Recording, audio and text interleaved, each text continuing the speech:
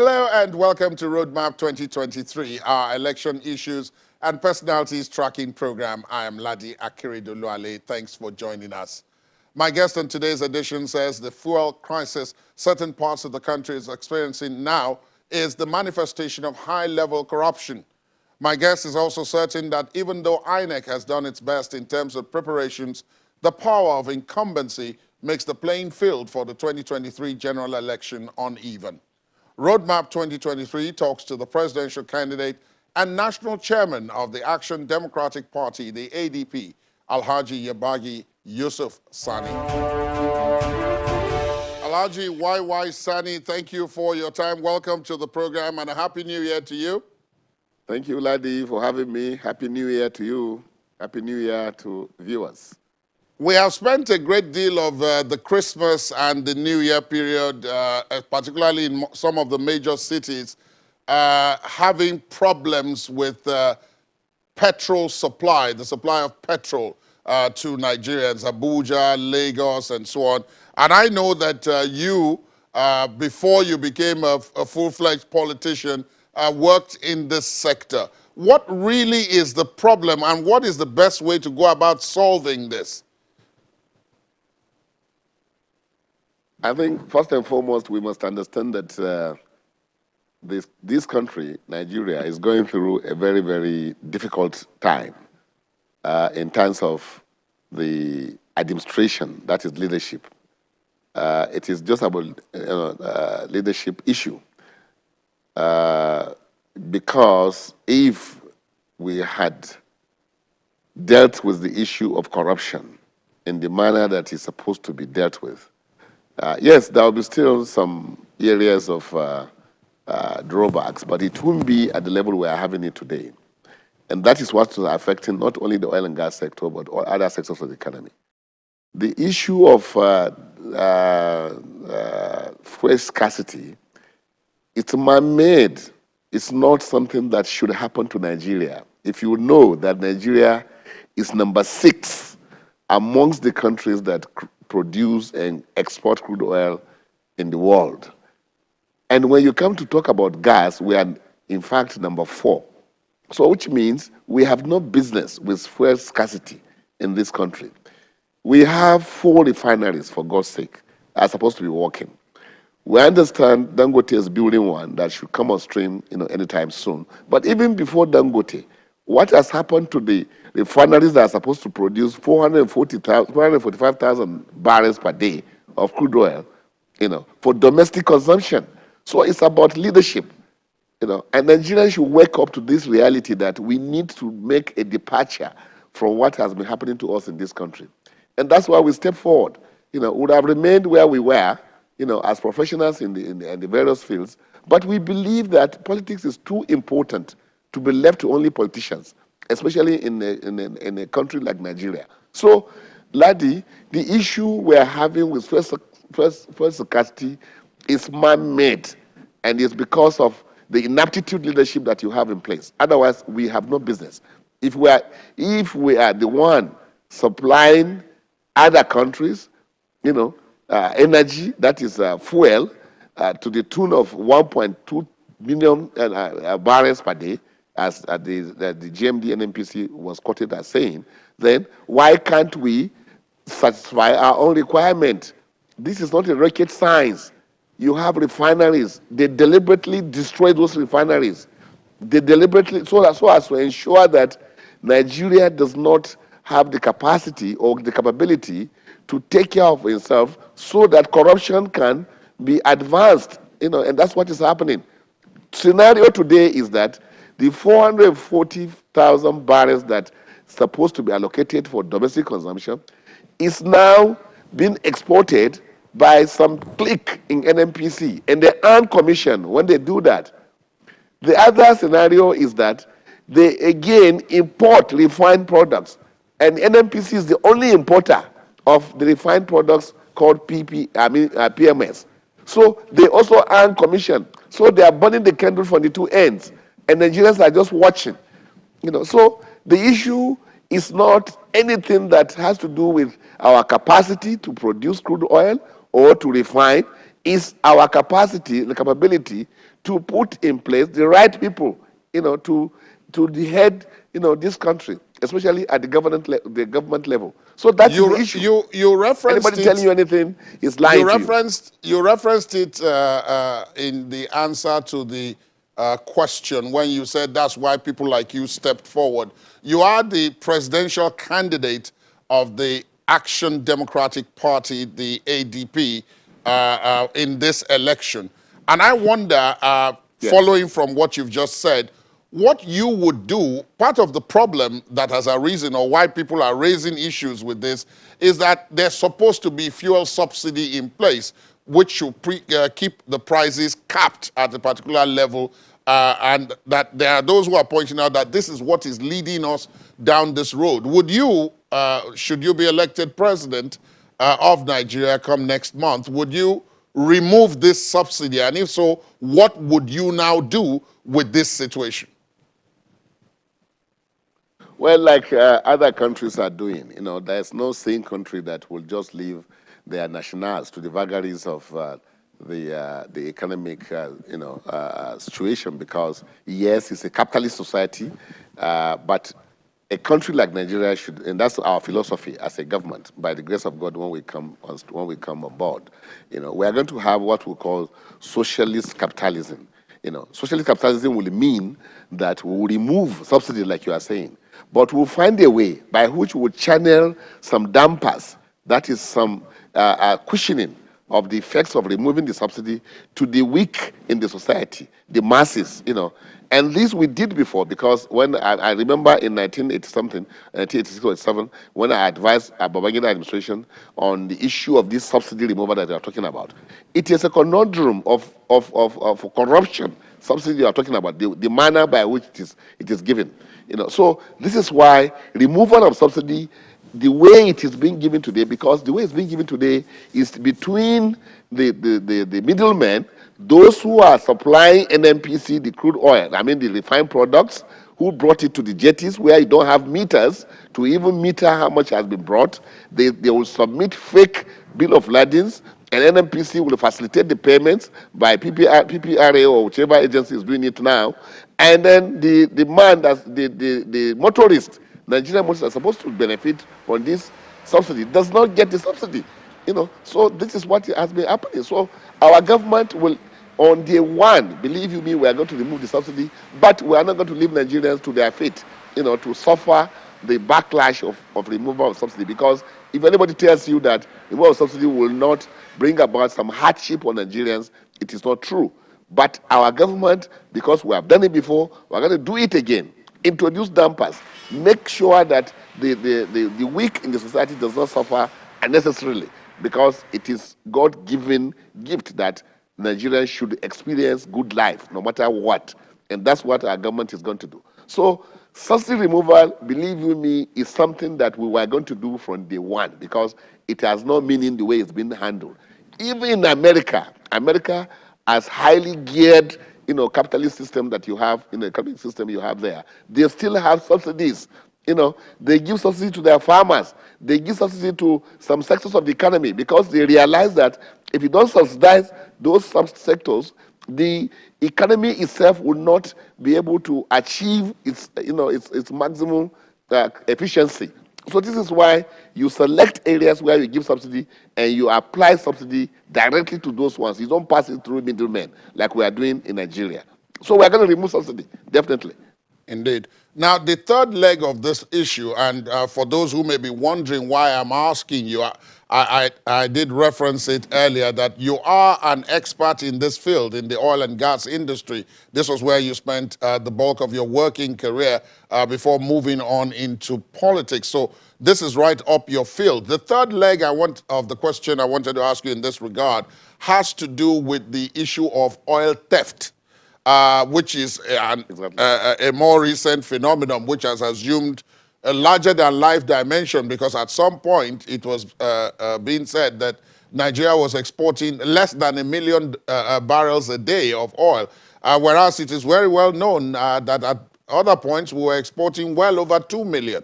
The controversy over this, has continued, even though the federal government has said that, our production has gone back up because they have started tackling those who were behind the oil theft. What do you make of this issue? And if you become president, what will you be doing differently about it? Oh, so many things differently because, like you rightly said, I have been working in this industry since I came back from America when I finished my school at Columbia University, and because my first place of work was NMPC, and I had to resign because I saw that the arrangement, as far as the workings in that environment is concerned, it's not arranged to serve the people of this country. So that's why I resigned my appointment from the organization and set up my own company, which now I have been advising the government for almost, I can tell you, 20 years now. And because corruption is so endemic in the system, nobody really wants to do the things that we know are happening in other clients. It's not only here.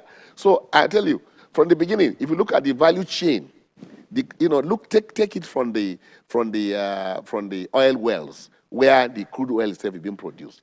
It's only in Nigeria that I can tell you that we don't have the meters, to now measure what we are producing from the wellheads. And if you now know that even the royalties that is being paid to the government is from the production, and so you will think that a sane country will make sure that you measure your production. If about 22% of what you are earning is from that production, you should make a meter there, have a meter, since other countries have meters. So that is number one, from production. That's where corruption starts. Then you come to the gathering fields where you separate gas, water, and all these things. There too, we don't have working meters, for God's sake. So the only place where you have a meter is when they are about to pump it into the ships, the vessels that are exporting. And the reason why they have working meters there is because those who are buying crude oil from you will not accept a situation where you don't have a working meters. So that's why Nigeria has to be efficient at that level. So can you imagine? That's why crude oil theft is at its highest level in this country. And that's why we can't control it. Because we don't have working meters in the upstream from the production to the terminal where you export. That's one leg. I have conducted a study for 90 on the metering infrastructure in the upstream sector of the economy of that sector, and the result is that there are no meters in some places, and where you have one, they are substandard, and they know it, and nobody has done nothing about it. So the corruption you are talking about, crude oil theft, is known to the government. It's not that they don't know, So they come into the export itself. We are going to overhaul the whole system of export of crude oil, even at the terminus, because even at the terminus, Nigeria is least informed, and we are the ones that have about 60% shares in most of this joint venture, partnership that we have. But we are the least informed. We don't have a system where we can take information directly from the export terminals to the NMPC offices or any other offices like the HGF's offices that are supposed to know about what is being exported. So I have a lot of studies that I have done. I have subjected systems to the government.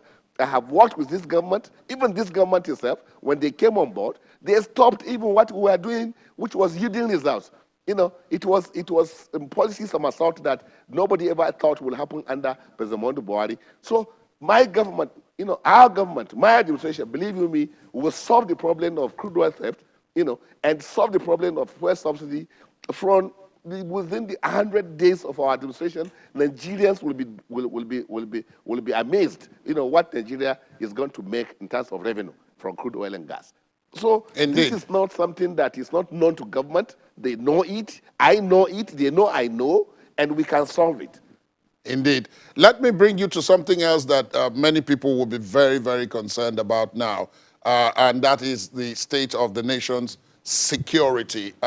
First of all, we'll talk about it broadly, and then we'll talk about how it will possibly affect the elections that are coming up. More broadly, just a couple of hours ago, the president was in the Mauritanian capital, Nouakchott, where he said that in spite of spending over $1 billion, in spite of Nigeria and his administration spending over $1 billion on the issue of security, the country is still not secure, it's not stable, and particularly he referenced the Lake Chad area But of course, you, Alhaji Sani, you are from Niger State. Niger State also has borne the brunt of some of these attacks. What do you make of our situation today, more broadly speaking, first? Well, I think Nigeria is in a sorry state, believe you me. People like to call us as a failed state because you can't spend $1 billion chasing shadow, because it's like chasing shadow. Otherwise, if you are chasing shadow, if you have spent it on substance, we'll have seen something on ground. That's why we don't have any results. And it's unfortunate that under Mr. President, the two key sectors of the economy are under his own watch. He is the Minister of Petroleum Resources. He is also the Commander-in-Chief in charge of the armed forces, and is telling us that he spent $1 billion and there's nothing to show for it. I mean, it's only in Nigeria this kind of thing can happen, and the same party will now come and say, give me your vote again. And Nigerians will be dancing all over the place wanting to vote for the same government. I mean, it's so clear that unfortunately for this Mr. President, who has come first, he was so passionate about changing the scenario of this country. But here we are, because the people that he surrounded himself with are all corrupt. I mean,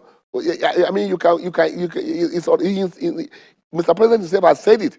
He said even the governors are thieves, that the budget given to them, they will steal it, and nothing happens. So I cannot imagine a country like Nigeria that will be allowed to be run as if it was that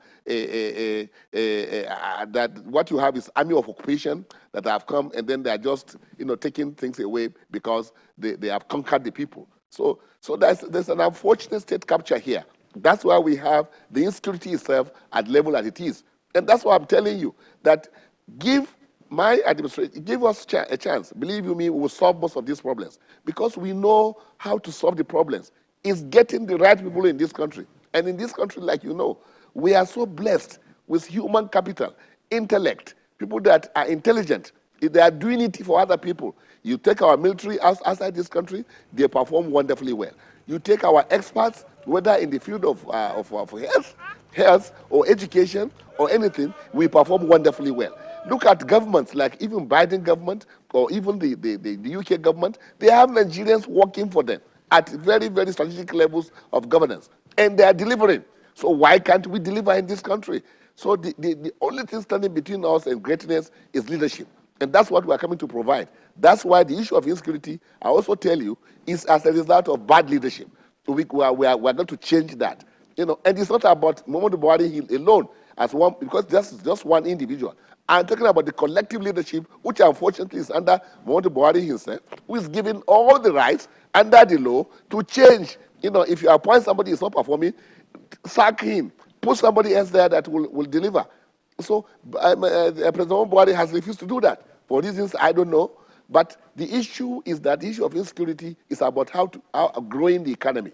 And you can't grow this economy that we have in Nigeria without taking proper care of how you run the oil and gas sector. Because that's, for now, that is the only sector that produces for this country what we use to run the entire economy. We earn almost 90% of foreign exchange earning from that sector of the economy. So you can't joke with that kind of sector of the economy.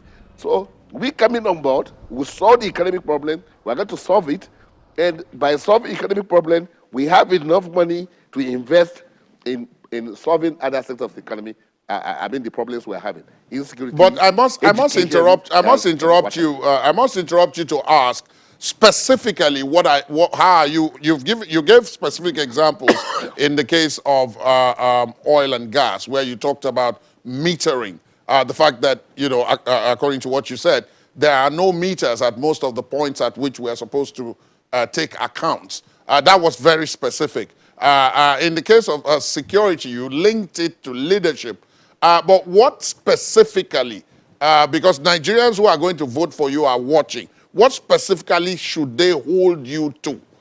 Like in the case of oil and gas, you said they should give you 100 days because you're going to take action from day one.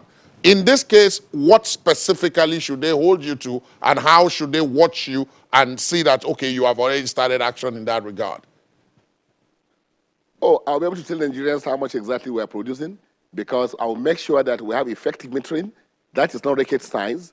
The ones who are operating in Nigeria, I'm talking about Shell, ExxonMobil, Total, and all of them, they are not operating in the same way in other countries as they are operating in Nigeria. They know about this metering infrastructure. In fact, what is happening is that we have a two system of operations in Nigeria by these organizations. Within their own system, they report to their countries effectively, immediately what is happening here in terms of stock, in terms of whatever has come out of the ground. But when it comes to Nigeria, the 60% owner of the old venture has no information system that can give them the same instant information.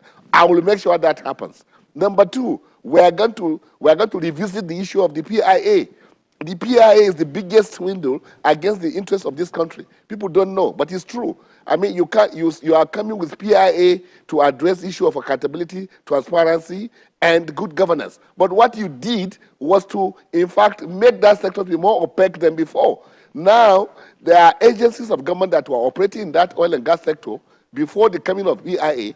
With the advent of PIA, you have ousted those agencies, and you say only oil and gas sector operators should now know the business from A to Z of the business, which is even against the principle of civil service. The civil service principle of operation is that when you start, one agency starts a business, another one should also check it before you conclude it. But here, PIA comes and say that nobody can check anything. It's only the thieves that you have in oil and gas sector that will know everything. And so we are going to revisit that. We are going to change that law so that it will work for Nigerians. Nigerians will begin to know how much crude oil are we producing, how much money are we making. NNPC, CBN, they are all conundrum of corruption. And that's what we are going to tackle. It's so easy to solve the problem of this country. How about in the realm of security? What are you going to do differently? Because you said, look, if you spent $1 billion and you didn't get any results, that meant that there was a leadership issue, but then also that there probably would be other issues.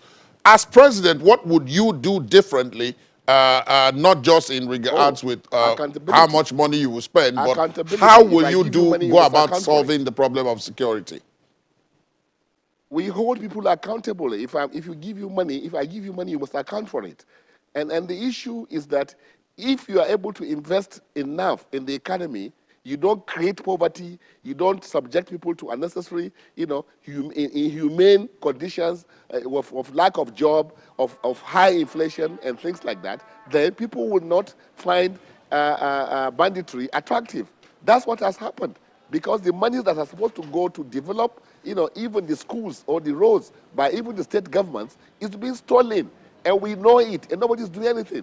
That's why people have taken now to the bush to now attack and then take their own, by all means, even if it means killing people that they are doing now. So the solution is to invest, sufficiently in the economy, grow the economy, let there be employment, let people now be able to find something to do, genuinely.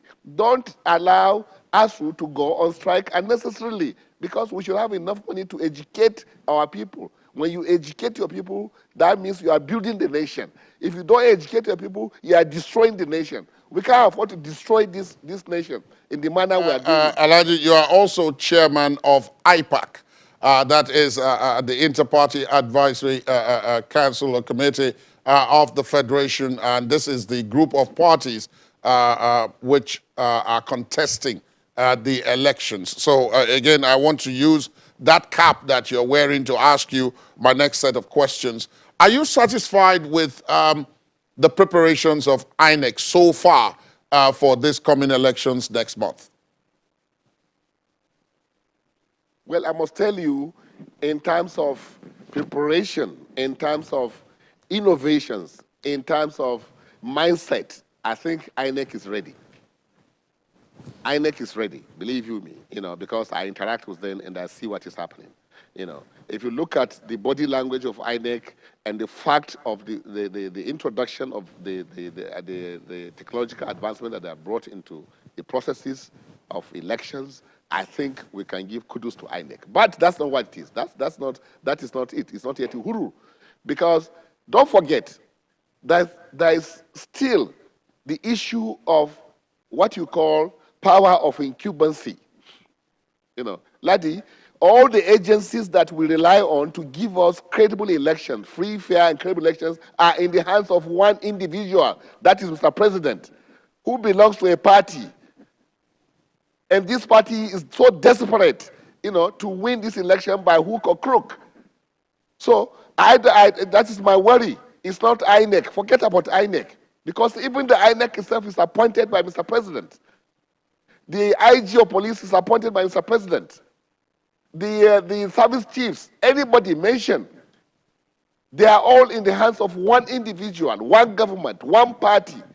But we did hear that there were even attempts to remove the INEC chairman. So again, that brought to bear, perhaps, I don't know how that fits into the narrative that you're giving there. That if there were attempts, and we were told that those attempts were by members of other political parties which are supposed to be in IPAC, that said that they weren't completely sure that Professor Mahmoud Yakubu should be the one to be entrusted with the election. Of course, you came out and said that that was not IPAC's position.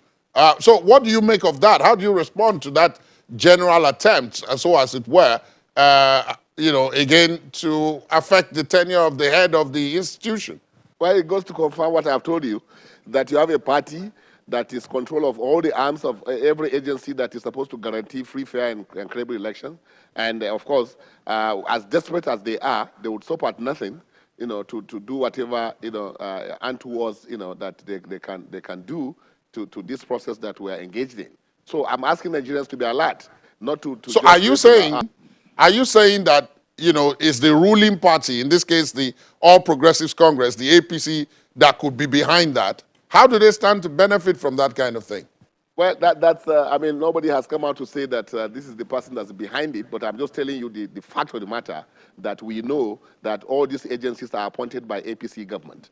And this APC government is so desperately involved, in winning this election at all costs, whether the votes, are cast for them or not.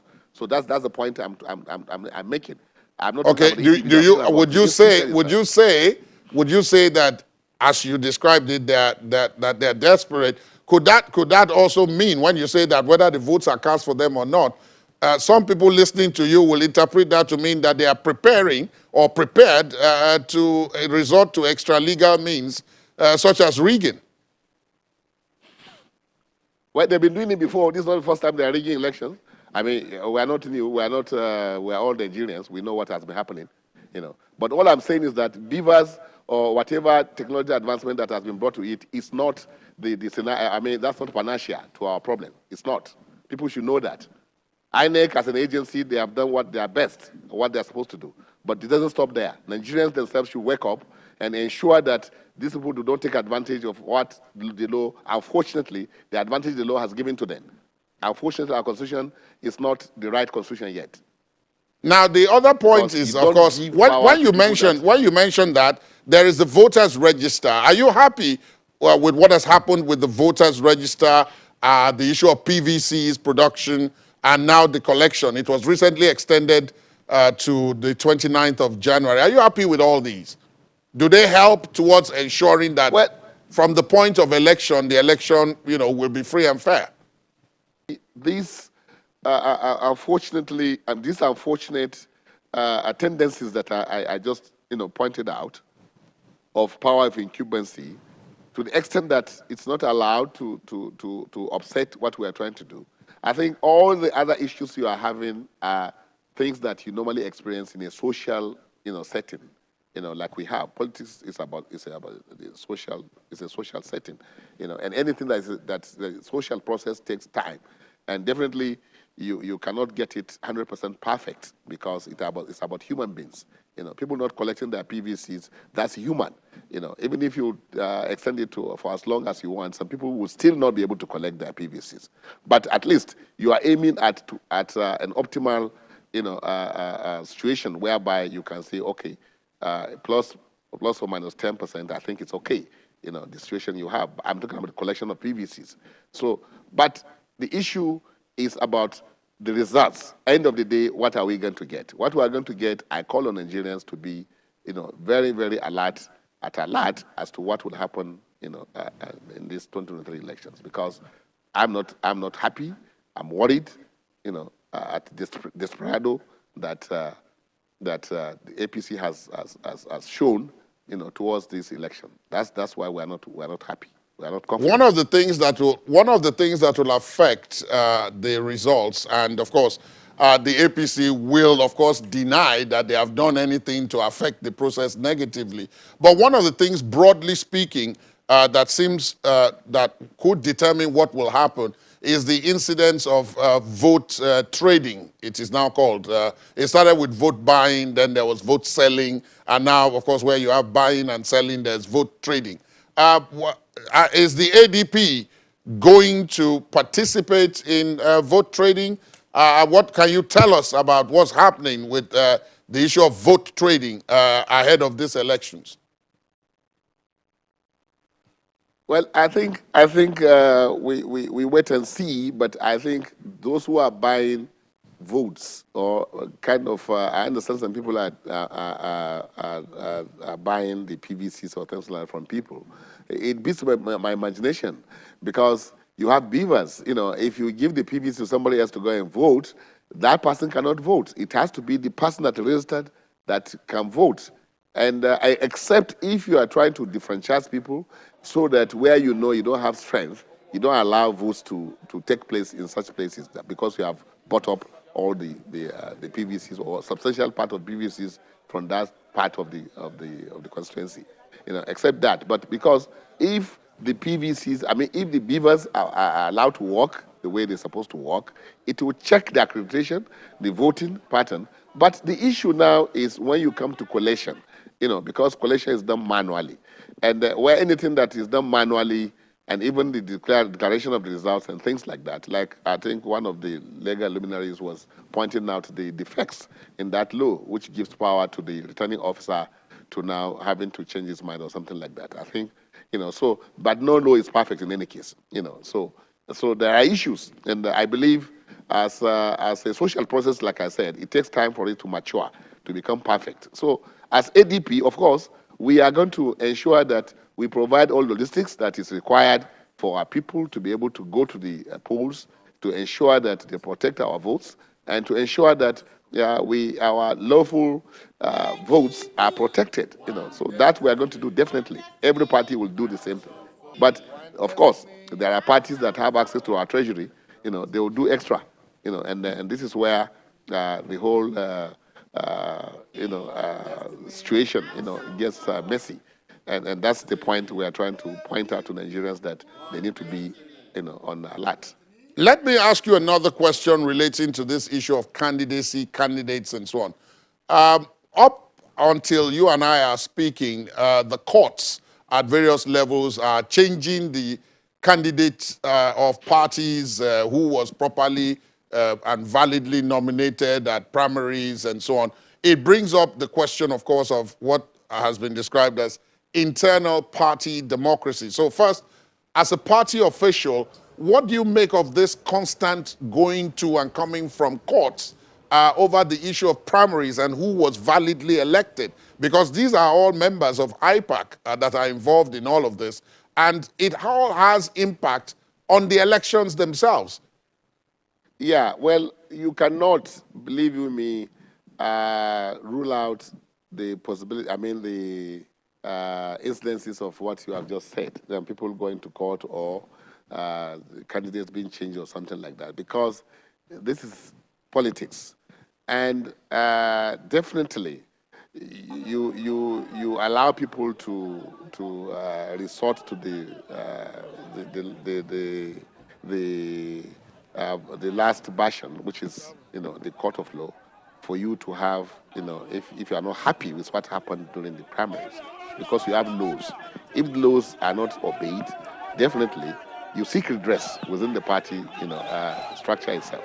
If you don't get fair hearing, then you can now take it out from the party structure or right green, and then take it to the courts. So I don't think there's anything wrong with that. What is wrong is for us to behave more decent, in running the affairs of political parties, and also ensuring that internal democracy is upheld.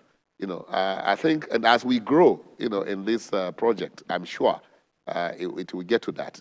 Others that today seems to have a steady system or a perfect system also went through what we are going through today.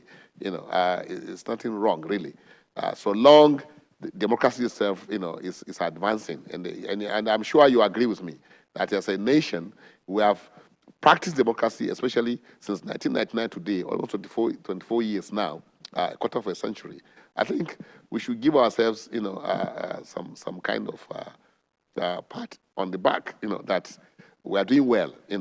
That is the good thing about this country, because Nigeria, like we are the epitome of the black race.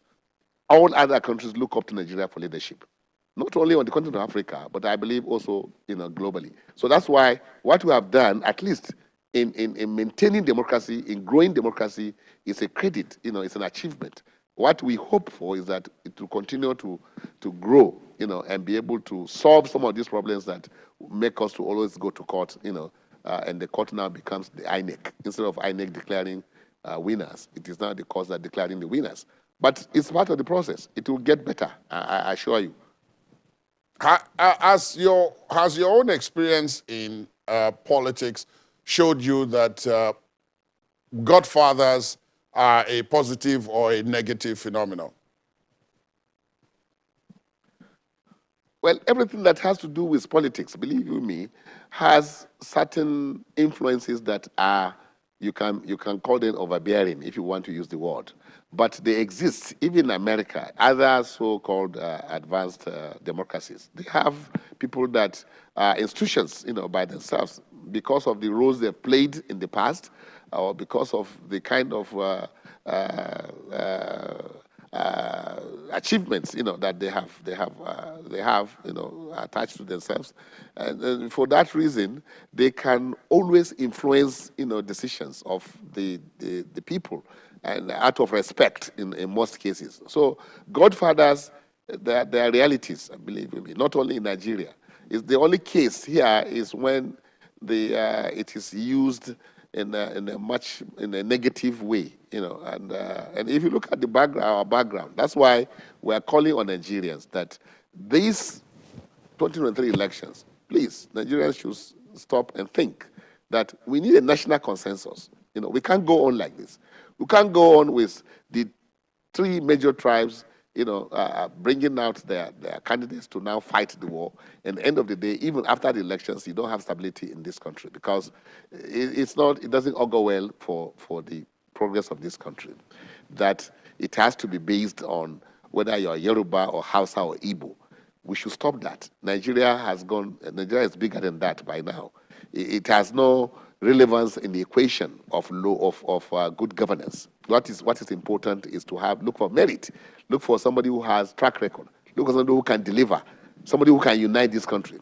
We need to work around a national consensus now and get a candidate like myself, that I don't represent any of these extremisms, or North or South or what have you, or Islamic or Christian or something like that. But then you are a northerner, Alhaji Sani, you are a northerner, well, and you are a northern Muslim, and you are from Niger State, which has already produced two leaders, yes, for Nigeria. So people will look at you and say, yes, are you two part of our problem? No. We are in fact the solution to the problem of this country. And when you say we have produced leaders, these leaders that you are talking about are from a different setting, different arrangement. We are not consulted when those leaders were produced. That is from the military arrangement. We are talking about civilian arrangement now. The North Central has never produced even a vice president under a civilian administration, not talk about a president. So if people are making claims that because we have not been given chance, which is not true, all of them have had chance either as a vice president or president under a civilian administration.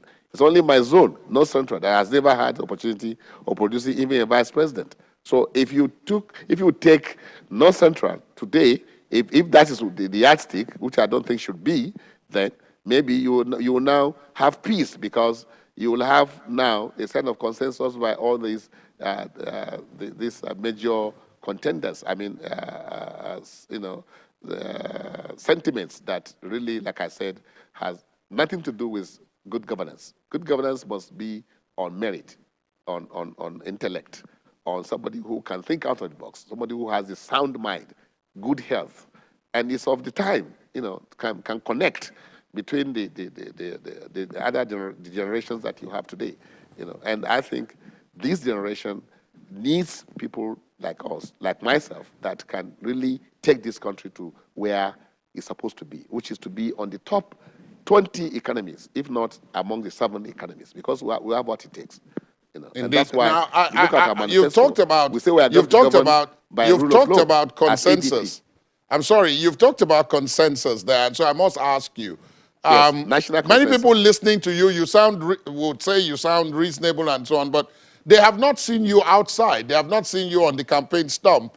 Why is the ADP not yet campaigning?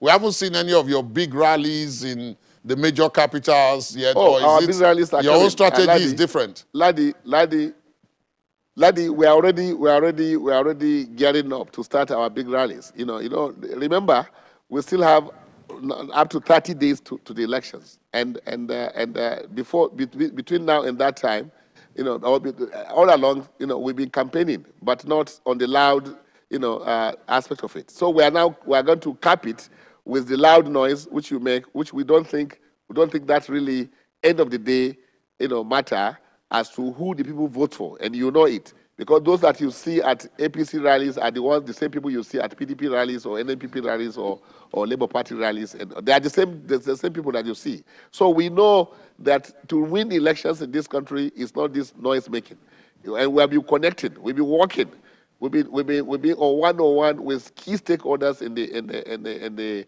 economic landscape of this country, and we know that it's working. It has worked for us. Remember, Osho State, the last election that we had there, we came third, and we didn't make too much noise. We went on what we are doing now as I speak with you, talking to the right people, selling our programs to them, and then we now cap it with the kind of jamboree that you say we should do. We're going to do it, but jamboree doesn't give you votes. I didn't ask you to do a jamboree, Alhaji. I'm not the one saying so. I'm simply asking a question that plenty of people have asked. It's a jamboree, I don't know how much have you taken away from those rallies you are talking about, other than abuses and distractions. What have you taken away from them? Which policy decisions have you taken away from those rallies? Nothing. Abuses, comedy. That is not about governance. I must ask you, before we wind this up, I must ask you about the foreign policy, because part of what many people have described as our security challenge has to do with what is happening in our neighboring countries, in Chad, in Niger, in Cameroon, in Benin Republic, and so on. And that Nigeria seems to have, unlike what it used to do in the past, taken its eye off the ball of what's happening in those countries, and that therefore the spillover effect of what happens there is now affecting us here. And so I use that as a peg to look at and ask you about what your thoughts are. What would you do as president of Nigeria in terms of our foreign policy? Would you change the focus? And if so, to what? No, of course, like you rightly pointed out, we shack responsibilities as far as that very important aspect of foreign policy is concerned. That is your neighbors. We are going to assert the position of Nigeria because we will play big, not only in even West Africa or Sub-Saharan or even Africa continent, but in the world. Nigeria plays big, economically, socially, politically. We are a force to reckon with. How does it so happen that we are not felt? I mean, our position, we are not asserting our position, in even in countries like you mentioned, Chad, Nigeria, and all these things. And we know what is happening. We know that France is taking advantage of our lack of interest in what happens to our neighbors. Although we are doing catch up, I remember President Buhari was supplying vehicles and what have you to some of the neighboring countries, but it doesn't stop there. We must have a hand in what happens domestically in those economies. Like look at what's happening today to us. Under neocolonialism, we are running to Charterhouse to tell Nigerians what we want to do for them. Why should we go to London to go and tell Nigerians what we want to do for Nigerians? I mean, that is an embarrassment as far as I'm concerned. So look at the mindset we have. But again, if you look at our government, my policy, our policy document says that we are going to we are going to govern by rule of law, and we are going to use 3 planks as our policy thrust. That is energy transition, climate change, information technology, because that is the global narration today. The narratives globally today is about energy transition, climate change, information technology. And in these 3 that I'm talking about, Nigeria plays big. We are number 1. If you look at information technology, look at our young ones, what they are doing with new techs, these new technology inventions that they are brought up, and look at the kind of money chasing them coming to invest in our economy. When you talk about climate change, Nigeria is it. Like I told you before, we are number 4 as far as gas is concerned. And gas today is the bridge between the fossil fuel and then the renewable energy that the world wants to go to. So we are a country that is suited to become the biggest thing, in the whole global economic setting. We should have taken advantage of what's happening in Ukraine between Russia and the European countries. So, but because we are a country under a weak leadership, that's why what is happening to us is happening. We're going to change all that. And by having these 3 planks as our policy thrust, we are already keying effectively into the global, economic setting. And by so doing, our foreign policy will now become aligned with what all the other big, nations are doing. That is, if you talk about, then which means we will be able to effectively, affect what happens around us, like the neighboring countries we mentioned. So we are coming with a policy that will make Nigeria to be what it's supposed to be, that to be the one that will determine what happens not only on the continent of Africa, but what happens in the whole world. That's what Saudi Arabia is doing, that's what China is doing, and that's what Nigeria has. Nigeria has the population, we have the resources. China only has the population, and they're able to transfer the population to an asset. So Saudi Arabia has only the resources. They want to use that resources for the betterment of our people. We have both population, resources. Leadership is between us. That greatness that country, this country is a promise of. So that's why I'm telling you, Nigeria should start thinking about giving us, or give us the opportunity to really change the scenario of this country, because it is a low-hanging fruit, laddie, believe you me. What is it that you need to run a country that we don't have in this country? We have oil and gas. We have solid minerals. We have agricultural potential. We have the population. We have the size of the land. We also occupy a choice of place on the equator that we can even become bigger than Dubai as a destination for tourism, for investment. Believe you me, we have everything. What we don't have is that leadership. And I have it. God has given it to me. And I want to make it available to Nigeria to grow this country to become not a developing country, but a developed economy. Indeed, that's a good point. That's a good point for us. That's a good point for us because of our time. That's a good point for us because of our time. Alhaji Yusuf Yabagi Sani, thank you so much for your time on the program today. It's been a pleasure speaking with you. Thank you, Laddie, for having me. That's our program today. We would, of course, like to hear from you on the conversation. Our social media handles are right there on your screen. You can also listen to this and previous episodes of the program via our podcast. Please visit our website, channelstv.com, to get started. I am Ladi Akeredoluale. Goodbye.